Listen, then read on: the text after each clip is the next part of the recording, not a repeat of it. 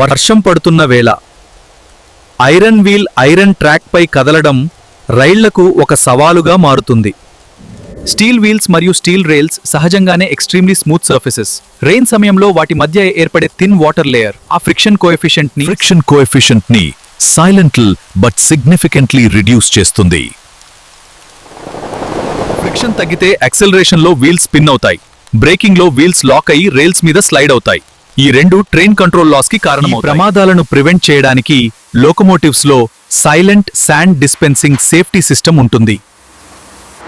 ఈ క్షణంలోనే train safety system activate అయ్యి కంప్రెస్డ్ ఎయిర్ తో శాండ్ ని వీల్స్ ముందు రైల్స్ పై రిలీజ్ చేస్తుంది. శాండ్ పార్టికల్స్ వీల్ రైల్ మధ్య క్రష్ అయి రఫ్ సర్ఫేస్ క్రియేట్ చేసి ఫ్రిక్షన్ ని వెంటనే పెంచుతాయి. ఇసుక వల్ల పట్టు తిరిగి వచ్చాక రైలు జారకుండా వేగం పెరుగుతుంది. బ్రేక్ వేస్తే కూడా నియంత్రణతో భద్రంగా ఆగుతుంది. ఎంత తీవ్రమైనా సరైన ఇంజనీరింగ్ ఉంటే రైలు నియంత్రణ కోల్పోదు. ఇసుక వ్యవస్థ నిశ్శబ్దంగా భద్రతను కాపాడు. రైలు ఇంజనీరింగ్ కథలను నిశ్శబ్దంగా స్పష్టంగా తెలుసుకోవాలంటే ఈ ఛానల్ను సబ్స్క్రైబ్ చేయండి.